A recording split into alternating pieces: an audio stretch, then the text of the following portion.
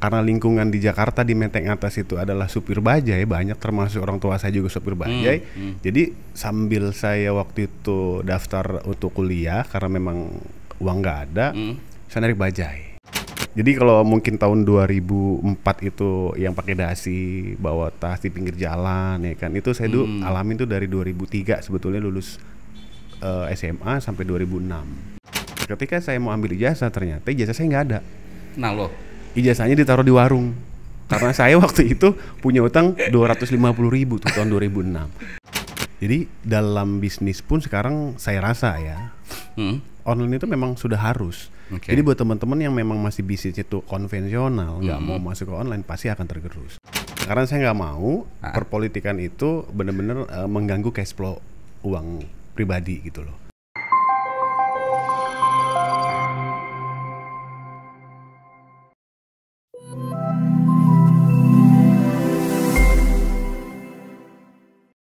halo, assalamualaikum. Apa kabar sahabat Ipol? Senang saya Timur Arif kembali hadir menyapa Anda dalam acara podcast Bincang si Ipol. Bicara berbagi info dan cerita yang sip dan pol hanya di ipol.id. Nah sahabat Ipol, kita sekarang sudah kedatangan nih tamu spesial. Beliau merupakan Sekretaris Umum HIPMI yang juga sekaligus sebagai pengusaha muda, Bang Jainuddin. Apa kabar Bang Jainuddin? Baik, luar biasa. Ini di luar lagi panas, kira-kira usaha abang lagi hot-hotnya juga nggak nih? Alhamdulillah. Jadi suasana yang saat ini perpolitikan di Indonesia, usaha saya pun alhamdulillah jadi lancar juga ya. Jaya tentunya. Wah, kayak kalau partai politik kan mesin politiknya dipanasin. Ini abang juga sama nih ya, mesin pabrik abang nih di rumah di tempat produksi lagi kenceng juga nih. Betul, karena memang kebutuhan yang sangat besar sehingga di rumah pun produksi lumayan besar juga gitu. Oke Bang, sebelum ngomongin masalah sebetulnya abang ini pengusaha apa, sahabat Ipol kita saksikan dulu sekilas aktivitas Bang Jainuddin berikut ini.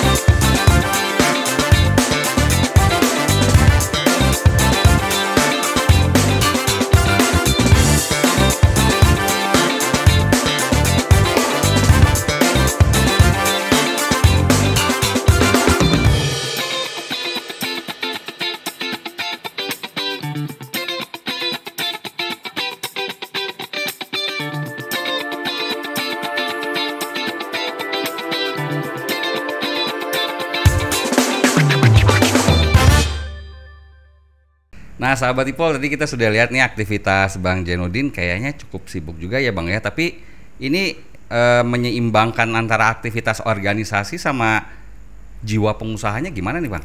Ya sebetulnya saya aktif di organisasi ini kan karena memang usahanya sudah alhamdulillah sedikit bisa ini ya pasif income ya. Jadi benar-benar bisa autopilot gitu loh. Jadi buat teman-teman yang memang baru banget merangkak bisnis, nggak ada salahnya ikut organisasi gitu loh. Tapi kan harus membagi waktu yang skala prioritas lebih tinggi gitu loh. Nah karena saya memang alhamdulillah di tahun 2020 itu udah usaha utama saya udah berjalan tanpa ada saya, sehingga saya masuk ke organisasi gitu. Jadi alhamdulillah sih udah selesai tuh ya, dalam artian sudah bisa ditinggal istilahnya ya. Betul, karena kalau kita ikut organisasi tapi usaha kita masih perlu penanganan kita sendiri, pasti kan nggak bisa fokus kan gitu. Jadi makanya buat teman-teman nggak apa-apa, paling tidak kan di organisasi ini kan kita bisa dapat link, jaringan untuk bisa mungkin mengembangkan bisnis kita tentu ke depannya. Bang Jainuddin bisa diceritain nggak awalnya itu abang terjun ke usaha ini seperti apa sih Bang? Sebetulnya kalau saya pribadi usaha ini karena memang keharusan. Kenapa? Karena memang saya dari orang nggak punya. Jadi dulu saya ini memang setelah lulus SMA 2003 itu saya langsung ke Jakarta. Karena lingkungan di Jakarta di Menteng Atas itu adalah supir bajai, banyak termasuk orang tua saya juga supir bajai. Jadi sambil saya waktu itu daftar untuk kuliah karena memang uang nggak ada, saya narik bajai. Dan ternyata lumayan waktu itu, sehingga waktu itu saya daftar di STAN, gagal. Ya udah, akhirnya 8 bulan kurang lebih saya narik bajai. Ketika orang tua tahu, ya udah akhirnya saya stop. Saya cari kerja gitu. Jadi orang tua sebetulnya nggak rela ya anaknya jadi supir bajai? Nggak rela karena gini bang, saya ini udah sekolahin kamu sampai SMA, kalau ujung-ujungnya narik bajai ngapain gitu loh. Coba kamu cari kerja di luar sana. Dan akhirnya saya ngelamar kerja jadi sales. Jadi sales. Ya mungkin orang tuanya Bang Jainuddin ngelihat kan Menteng Atas deket tuh sama Menteng ya, orang-orang kaya ya. Iya. Jadi dia mungkin dua anak gua jangan sampai jadi supir bajai terus nih gitu ya. Betul. Jadi sales apa Bang awal? Saya sales Kanebo. Ya, jadi kalau mungkin tahun 2004 itu yang pakai dasi, bawa tas di pinggir jalan ya kan, itu saya dulu alamin tuh dari 2003 sebetulnya lulus SMA sampai 2006. Dan itu benar-benar pelajaran yang saya alami sekarang ini adalah memang karena basically saya seorang lapangan gitu loh. Bayangkan keliling Jakarta jalan kaki, nawarin Kanebo, nawarin Walkman ya kan, kemudian gesper, pengharum mobil, banyak barang yang saya jual waktu itu. Dan ketika memang perusahaan itu bangkrut, itulah salah satu alasan saya nggak mau kerja lagi. Jadi waktu itu kan ijazah disimpan ya di kantor ya, karena sebagai jaminan. Ditahan ya. Ditahan. Waduh, gitu disekolahin kalau kata orang Betawi mah. Oke. Karena kita ngambil barang, nggak mungkin itu ijazah harus ada jaminan gitu kan. Nah, ketika itu perusahaan itu bangkrut, ijazah saya kan belum diambil gitu loh, masih ditahan. Ketika saya mau ambil ijazah, ternyata ijazah saya nggak ada. Nah loh, ijazahnya ditaruh di warung. Karena saya waktu itu punya utang 250.000 tuh tahun 2006.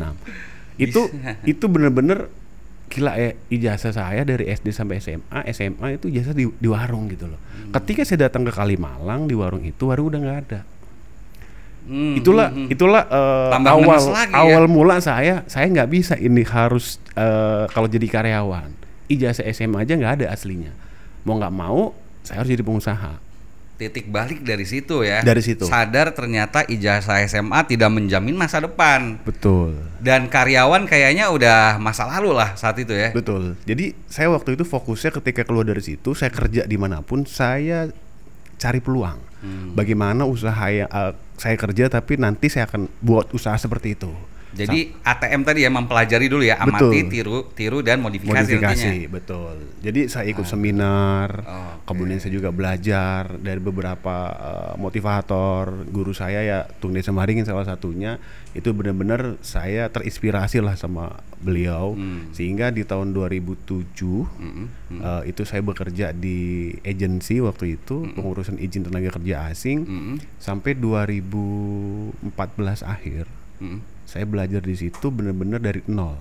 Dan saya sambil kuliah waktu itu. Di tahun 2011 itu sambil kuliah. Karena ijazah saya kan nggak ada nih SMA-nya. Mau nggak mau harus dapat ijazah S1. Paling tidak ijazah terakhirnya ada gitu. Iya. Nggak apa-apa Bang, yang penting ijazahnya nggak palsu Bang. Masuk pinggir-pinggir jurang nih kayak temanya. Tapi nih Bang, sahabat Ipul kayaknya penasaran dari tadi ngomongin masalah sejarah Abang. Ini sebetulnya Abang sendiri usahanya tuh apa aja Bang? Ya, usaha pertama saya ini adalah di bidang jasa, Bang. Jadi jasa formality services. Itu adalah pengurusan izin tenaga kerja asing. Jadi makanya tadi backgroundnya juga tadi pernah bekerja di. Ya, jadi di agency itu saya dari 2007 sampai 2014, artinya hampir 7 tahun, hampir 8 tahun saya belajar dan saya harus buat usaha seperti ini. Walaupun 2012 sempat drama mau keluar dari kantor. Sehingga 2014 saya keluar dan saya 1 Januari 2015 itu buka usaha sendiri. Intinya udah dapat ilmu-ilmunya lah ya, kisi-kisinya udah aman. Jadi Abang berani membuka usaha agensi itu. Iya. Nah, itu modalnya, kendalanya apa aja tuh Bang waktu itu Bang? Kalau modal, saya dari dulu orang yang berani Bang tentang masalah uang. Saya tuh nggak punya uang, tapi saya punya visi misi. Jadi ketika waktu itu modal pertama saya minjem ke mertua saya 5 juta. Ini memang kelihatan potongannya nih sahabat Ibu sih, berani kayaknya orang lapangan nih. Jadi tanpa malu minta tuh ya langsung ke mertua, menghadap ya. Saya menghadap ke mertua, saya punya visi misi ke depan. Pokoknya saya keluar dari kantor, anak bapak yang jadi istri saya ya kan, hidupnya akan lebih baik. Saya bilang gitu. Waktu itu 5 juta bang, modal 5 juta. Saya bikin CV ya kan, saya bikin PT. Kemudian benar-benar dari nol saya. Kantor pertama saya langsung di Mampang. Itu pertama kantor saya di Mampang, di dekat pom bensin Mampang, Jalan Rasuna Said, terusan Rasuna Said. Itu sampai kurang lebih 1 tahun saya langsung sewa ruko 3 lantai. Wah, luar biasa. Dan posisinya padahal waktu itu saya nggak ada uang sebetulnya. Tapi saya benar-benar ngasih visi misi ke yang punya ruko. Saya kan punya modal nih, belajar sama Tunde Sembaringin. Ya kan, saya ingat banget. Kalau kamu mau usaha, negosiasi itu perlu. Jadi saya benar-benar nego. Gak usah nawar, turunin syarat. Itu yang sampai hari ini saya selalu pakai gitu. Jadi waktu itu ruko itu sewanya 120 juta bang setahun. Dia minta itu 2 tahun gitu kan. Nah saya waktu itu bilang, saya nggak ada uang segitu, boleh nggak saya langsung sewa 2 tahun, saya ada uang 60 juta. Kasih waktu saya 6 bulan, 2 tahun saya beresin. Ya sempat alo, saya nggak nawar, saya bilang, tapi turunin syaratnya. Saya bilang gitu. Jadi 6 bulan itu saya benar-benar cari uang untuk nutupin sewa 2 tahun waktu itu. Dan alhamdulillah ya nggak nyampe 6 bulan, waktu itu 4 bulan udah selesai untuk sewa saya 2 tahun gitu.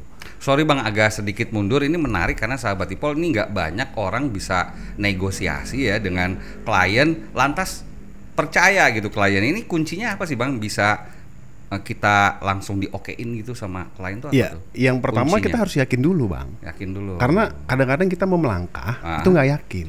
Saya belajar di Entrepreneur University waktu itu. Kalau kamu mau buka usaha, saya pernah dites. Coba kamu cek ruko mana yang bisa disewakan. Orang nggak berani karena nggak ada uang. Dari awal mindsetnya udah takut. Iya, tapi ketika datang lagi ke mentor saya, loh kenapa? Ya gimana saya punya ruko yang disewain, saya nggak punya uang. Loh kan saya suruh nyari ruko mana yang disewain. Bukan cuma nyari doang. Iya, cuma nyari aja, bukan disuruh. Negosiasi. Betul. Untuk nyewa. Ketika udah dapat saya laporan, ini udah ada. Tapi saya nggak punya uang. Ya kan ada nomor teleponnya, kamu telepon aja.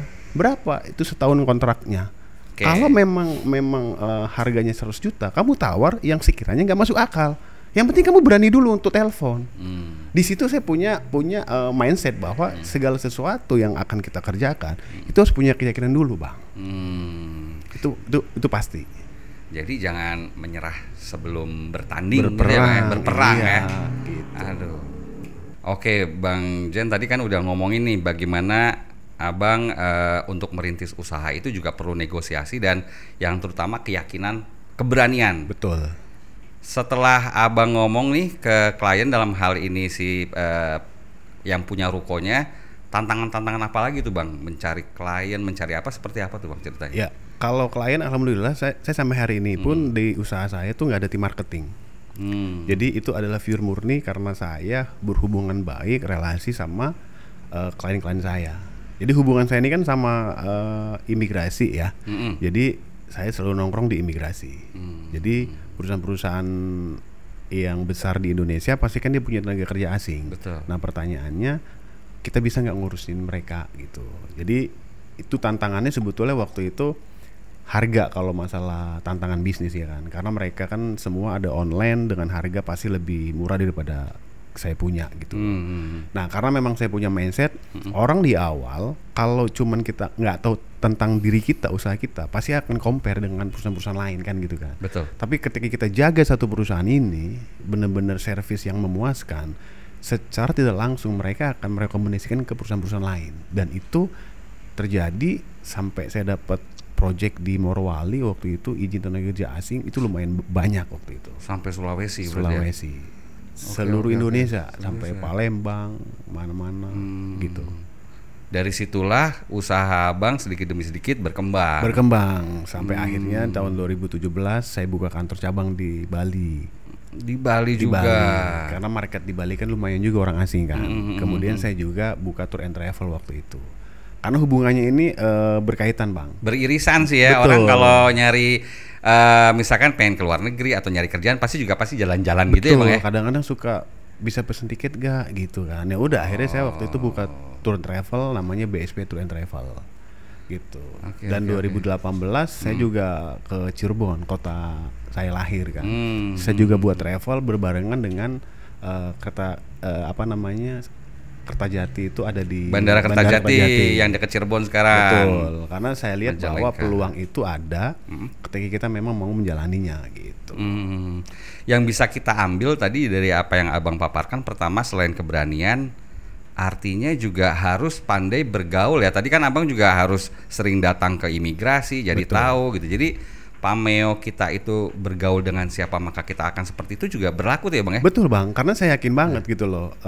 Mungkin beberapa orang sukses sering bicara bahwa kita itu gini, kehidupan kita sekarang ini Bang ditentukan oleh dengan siapa kita bergaul dan buku apa yang kita baca kan gitu kan. Jadi kalau kita bergaulnya sama orang-orang yang pengusaha juga, tentunya juga kita akan jadi pengusaha kan gitu kan. Tapi kalau kita bergaulnya dengan orang-orang yang pengangguran, secara langsung kita pun akan ikut arahnya ke sana gitu.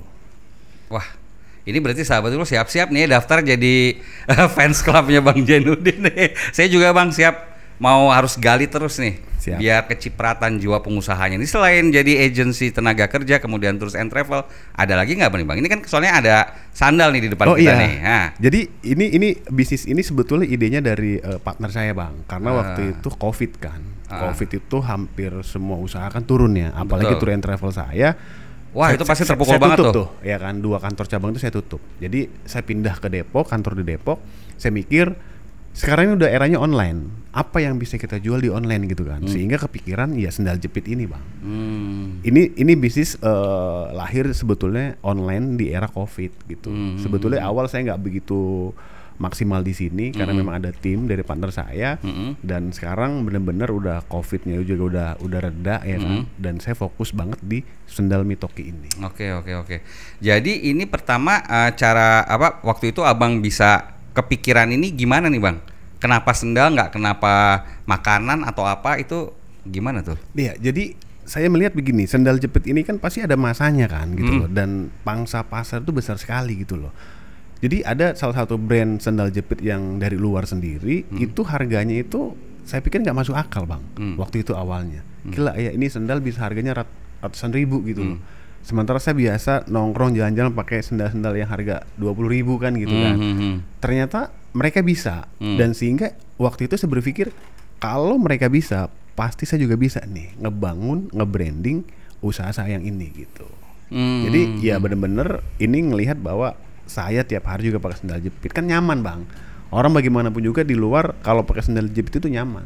Ini terus terang kalau saya ngelihat sendal jepitnya Abang, ini saya udah kayak pengen liburan ke Bali sih Bang. Iya betul. Nih dengar-dengar dari cerita Abang tadi sebelum podcast juga ada inspirasi dari Provinsi Bali juga nih Bang. Gimana ceritanya nih? Jadi ternyata banyak brand-brand sendal jepit itu lahir dari Bali, padahal bukan dari sana. Dan ternyata setelah saya telusuri, saya diskus sama teman-teman saya di Bali, dan memang orang Bali itu kata mereka setiap hari raya itu kan harus pakai sendal jepit Bang. Oh, jadi harus baru gitu ya? Harus baru gitu. Jadi sama kayak saya Muslim misalkan Lebaran, itu kan ya walaupun memang kita itu udah dewasa, tetap pengen kan pakai sarung baru paling nggak kan. Padahal gitu, sih baju udah banyak ya di lemari ya, tapi kalau Lebaran tuh kesannya pengennya yang baru gitu. Iya gitu loh. Paling nggak sarung lah ya kan, sarung baru ya. Dan ternyata di Bali masyarakatnya mewajibkan bukan mewajibkan tapi harus terdorong baru gitu ya sendalnya. Iya betul, karena kan kita namanya ibadah kan, pasti kan harus semuanya baru gitu loh. Jadi mereka kan pakai sendal jepit gitu kan. Nah ternyata setiap event dia hari raya mereka, itu sendal jepitnya baru. Dan saya benar-benar dan tahun 2023 akhir ini ya kita akan launching di Bali. Di Bali, soalnya potensi pasarnya besar. Betul. Ya sebagaimana kita ketahuin kan sahabat Ipol, saudara kita di Bali itu cukup banyak ya dalam setahun itu ya. Iya. Sebulan tuh mungkin ada beberapa kali ibadah gitu ya. Betul. Di sana ya. Apalagi kan di sana benar-benar banyak pariwisatanya jalan ya Bang. Turisnya bukan banyak. Bukan cuma orang Indonesia, tapi dari berbagai negara itu hadir ke sana. Dan bule itu lebih suka pakai sandal jepit Bang. Betul. Sebetulnya nggak hanya bule aja sih, kita juga kadang-kadang kalau pakai sepatu atau pakai yang sendal biasa kan malas tuh jalan-jalan di pasir di mana. Nggak nyaman ya Bang. Nih. Nggak nyaman. Jadi emang ini cocok banget nih sahabat Ipul ya. Saya sedang pakai nih ya. Kayaknya juga kualitasnya bagus ya Bang. Ini kalau menjaga mutu kualitas gimana nih Bang? Iya, jadi ini kita benar-benar sekarang ini 100% dari Indonesia. Wah. Kualitasnya ini rubber dan kita benar-benar kenyamanan itu kita jaga. Karena kita punya ini kan tagline kan simplification kan. Jadi ya bukan cuma sekedar liburan gitu loh, tapi liburan itu bisa bermanfaat. Jadi kalau kita mau liburan atau kita mau nyantai-nyantai itu pasti harus ini ingat Mitoki gitu.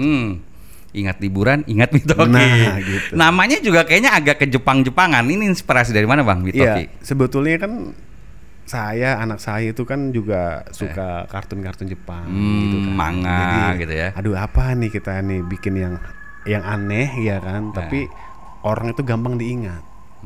Simple gitu loh. Ya udah, hari kita sepakat buat Mitoki. Ini juga menarik Bang, karena kan Kementerian Perindustrian menekankan kepada UMKM juga memasukkan sekitar di atas 50% TKDN ya, komponen dasar dalam negeri itu ya. Nah ini ternyata juga buatan dalam negeri. Berapa persen nih Bang? Kalau yang produk baru kita ini memang 100% dari lokal. Karena kan Abang sebelumnya cerita ini ternyata Abang impor juga bahannya sebelumnya ya. Awalnya dari COVID itu karena saya tidak tahu bagaimana cara produksinya, ya kita gampang aja Bang, sediain barang dari luar, datangin ke Indonesia, kita cuma tinggal jual doang kan.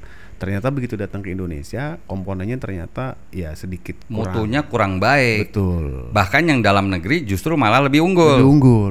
Jadi ini benar-benar produksi sekarang ini 100% Indonesia Bang.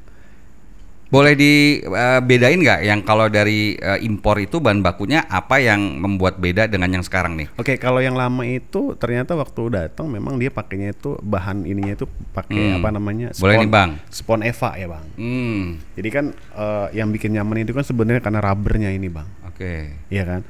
Kalau yang lama ini itu spon Eva pakainya. Jadi begitu kita pakai itu langsung agak turun ngempos gitu. Ya. Iya betul. Jadi kandungan rubbernya itu sedikit. Gitu. Tapi kalau ini kandungan rubbernya lebih banyak. Gitu. Dan kita memang punya konsep untuk yang laki-laki itu talinya semua two-tone Bang. Ya ada dua warna nih ya kalau kita lihat di sini ya. Nah, ini biar menarik ya. Atas bawah pasti ada perbedaan warna gitu. Untuk harganya terjangkau lah ya. Ini terjangkau lah. Ini range-nya itu 50.000 sampai 80.000.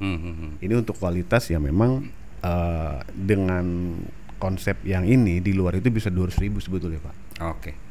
Oke sahabat Ipol, tadi kalau kita underline nih pernyataan Bang Jen tuh bahwasanya ternyata produk lokal tuh nggak kalah mutunya ya Bang ya. Betul. Dengan produk luar negeri gitu. Jadi sekarang itu orang nggak usah terlalu insecure lah kita pakai produk lokal, betul nggak Bang? Betul. Justru malah kita harus bangga karena ternyata mutunya juga bagus gitu ya Bang ya? Iya betul. Cuma tinggal dari pemeran pemerintah aja kali Bang. Nah ini yang menarik nih sebetulnya apa sih Bang yang Abang harapkan nih sebagai pengusaha biar memajukan usahanya itu apa nih? Peran dari pemerintah, stakeholder yang lain seperti apa? Ya kalau saya pribadi kan memang lahir dari generasi yang memang udah milenial Bang ya. Artinya online itu suka nggak suka kita harus ngikutin. Jadi dalam bisnis pun sekarang saya rasa ya online itu memang sudah harus. Jadi buat teman-teman yang memang masih bisnis itu konvensional, nggak mau masuk ke online pasti akan tergerus. Dan saya belajar dari Gojek yang awalnya tidak diterima sama masyarakat Indonesia, banyak ditentang dan sebagainya. Akhirnya sekarang udah jadi kebutuhan gitu loh. Bahkan yang dulunya konvensional bisa bergabung sama Gojek kan. Dan ini mungkin isu yang memang akhir-akhir ini karena ada live TikTok dan sebagainya, dan itu kan memang harus regulasi yang pemerintah siapkan gitu loh. Artinya suka nggak suka teman-teman yang masih main di dunia offline itu harus juga beralih ke online gitu. Adaptasi dengan digitalisasi. Betul. Gitu ya. Iya. Jadi Abang pengennya pemerintah ya bagaimana nih terhadap digitalisasi nih? Jadi memang harus ada aturan yang pemerintah terapkan. Kan kemarin kan sempat ada TikTok live itu ditutup ya. Ditutup, betul. Sebetulnya kalau saya pribadi, kenapa ditutup gitu loh? Ini sebetulnya tentang mindset teman-teman yang konvensional belum beralih sebetulnya. Sehingga harusnya aturannya jangan ditutup. Ini menurut saya. Kenapa? Karena bukan cuma 1-2 orang loh, banyak orang yang tidak ada niat jadi pengusaha, dengan era online ini mereka punya penghasilan loh. Ibu-ibu yang mungkin setiap harinya di rumah pakai dasteran itu bisa menghasilkan uang di online, dan itu perlu regulasi pemerintah itu harus atur gitu loh. Diatur dan dilindungi juga. Betul. Gitu. Artinya tetap membesarkan yang besar, tapi yang kecil ini juga perlu tumbuh juga gitu ya Bang ya. Betul. Nggak lantas mengecilkan yang besar tadi itu ya. Iya, karena kalau saya pikir sebetulnya online sama offline Bang, itu lebih banyak online daripada offline loh. Iya, iya. Daya jangkaunya lebih luas dan segmennya kan lebih luas juga, nggak perlu yang punya toko gitu ya Bang. Betul, gitu loh. Ini jangan-jangan memang yang komplain-komplain ini bukan pedagangnya Bang. Jangan-jangan yang komplain ini adalah yang punya tokonya. Pengusaha Gitu kan. besar yang punya toko ya. Iya, kalau dia semua online, toko saya nggak ada yang ngontrak kan gitu. Emang pasar Tanah Abang sih agak sepi sih Bang kemarin sih. Iya, Semua langsung beralih ke online sih. Dan tapi itu emang harus adaptasi itu ya Bang ya. Betul. Dan saya yakin Itu ya. pemerintah pasti akan membuat regulasi yang tepat. Kenapa? Karena memang semuanya udah online. Kalau kita nggak bisa ngikutin arah online, udahlah wassalam kita Pak. Oke. Gitu. Jadi regulasi dari pemerintah harus jelas, masyarakat juga harus mampu melek teknologi, digitalisasi, dan yang terakhir kan nih Abang ceritanya udah gabung nih ke HIPMI nih. Ya. Emang manfaatnya apa Bang? Ada nggak sih Bang gitu kira-kira nih teman-teman UMKM, ayo dong gabung ke HIPMI nih, apa manfaatnya? Mungkin apa Iya. nih yang Abang rasakan selama Jadi kan HIPMI ini kan Himpunan Pengusaha Muda Indonesia kan, artinya circle-nya adalah pengusaha gitu loh. Ya mungkin dari usaha yang kecil, menengah sampai atas gitu loh Bang. Ya. Jadi manfaat yang saya dapat hari ini, saya benar-benar dapat relasi, ya kan, koneksi, jaringan. Saya hadir di IPOL sendiri ini kan berkat dari HIPMI Bang. Ya kan, kalau saya nggak masuk HIPMI mungkin saya nggak ada di sini kan gitu. Oke. Nah itu yang pertama. Yang kedua, kita harus bisa menempatkan diri kita. Bahasa kita itu harus jaga diri lah, nitip-nitip badan lah kalau kata orang tua saya.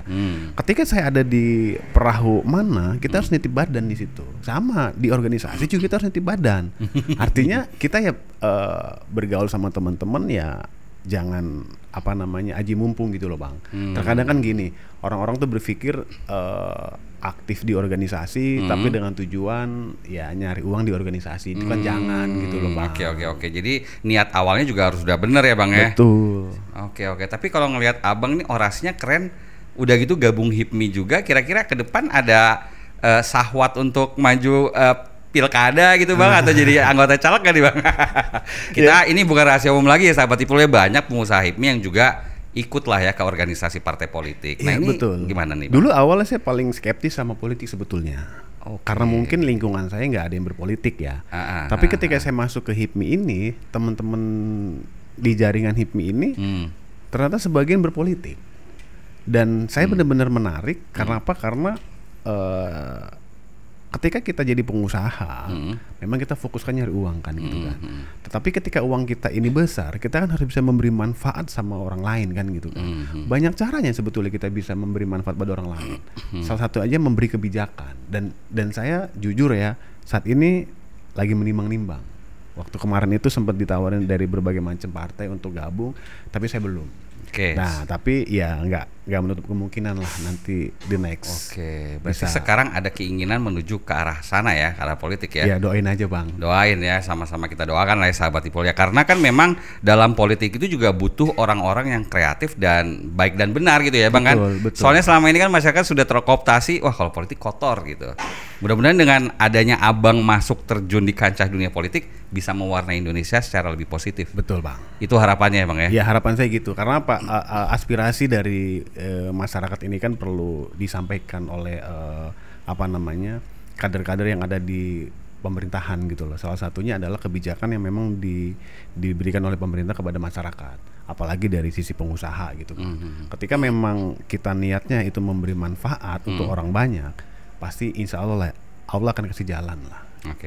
Oke, tadi Bang Jainuddin kan sudah ngomong nih, ternyata untuk kedepannya bakalan juga bisa jadi terjun ke dunia politik. Ini mulai dari sekarang apa nih yang sudah dilakukan oleh Bang Jainuddin nih untuk langkah-langkah ke depan?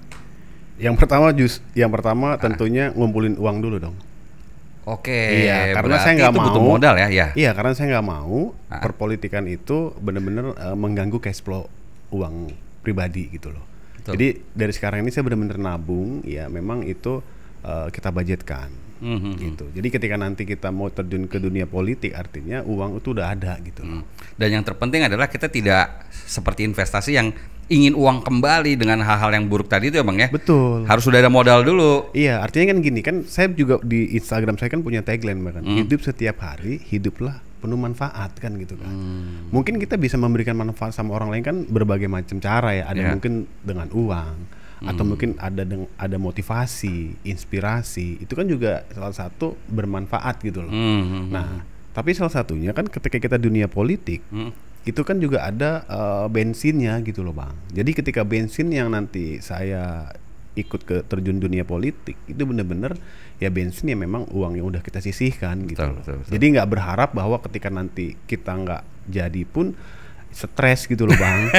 Gantung diri atau masuk rumah sakit ya, jangan sampai ya. Jangan sampai gitu loh. Niatnya kita baik ya kan, tapi karena mungkin kurang persiapan sehingga jadi ya berbalik buat diri kita sendiri. Betul. Dan jangan sampai juga ada cukong di belakang Bang Jainuddin sehingga nanti si cukong itu bisa ngarahin dan ngatur. Itu kan seperti yang selama yang terjadi ya Bang ya. Obrolan lebih jurang lagi nih. Bang, kalau kayak begitu nih Abang berarti pengusaha sukses alhamdulillah udah jalan. Kemudian juga nanti ke depan akan jadi politikus. Kira-kira nih silahkan Abang bukan harapan tapi imbauan atau tips nih untuk sahabat Ipol yang coba ingin mengikuti jejak Bang Jainuddin seperti apa nih Bang? Ya sebetulnya yang pertama itu kita harus siap dulu mental untuk pembelajar Bang. Artinya walaupun kita mungkin sudah tahu banyak hal, ketika kita ketemu dengan orang yang baru, ya kita harus kosongkan gelas. Artinya kita siap menerima masukan dari orang yang baru kita kenal gitu loh. Itu yang pertama. Yang kedua kita harus punya mental itu pemberani, fighter gitu. Jadi kita kalau mau lakukan sesuatu pasti kan harus butuh keberanian Bang. Kalau kita nggak berani untuk jadi pengusaha ya nggak mungkin kan gitu kan.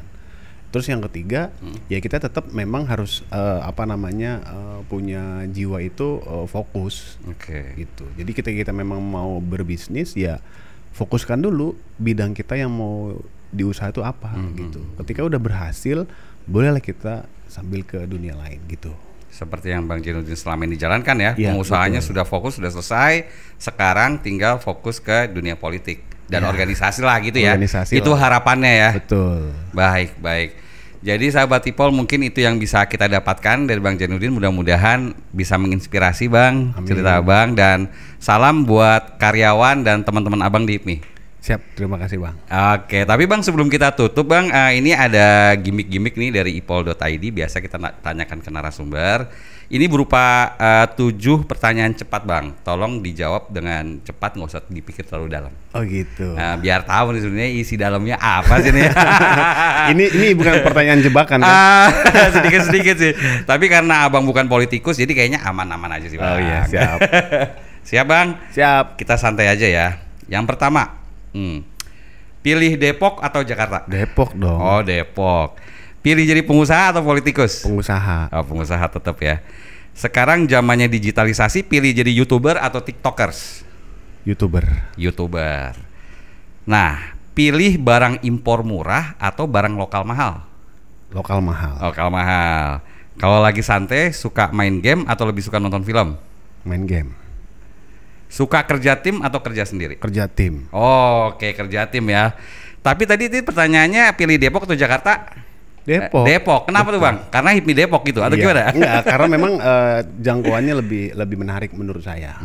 Di Depok ini. Kalau di Jakarta kan udah sentral ya, udah jadi banyak orang lah, banyak gitu. Pemain juga di situ ya, persaingannya lebih ketat. Betul. Gitu kali ya. Ya kita milih Depok, walaupun usaha saya mungkin ada di Jakarta, ada di daerah lain gitu loh. Jadi karena memang saya tinggal juga di Depok, saya juga bisa bermanfaat untuk warga Depok, ya saya pilih Depok Bang. Berarti nanti kalau caleg juga mungkin dari Depok kali ya? Nah itu dia.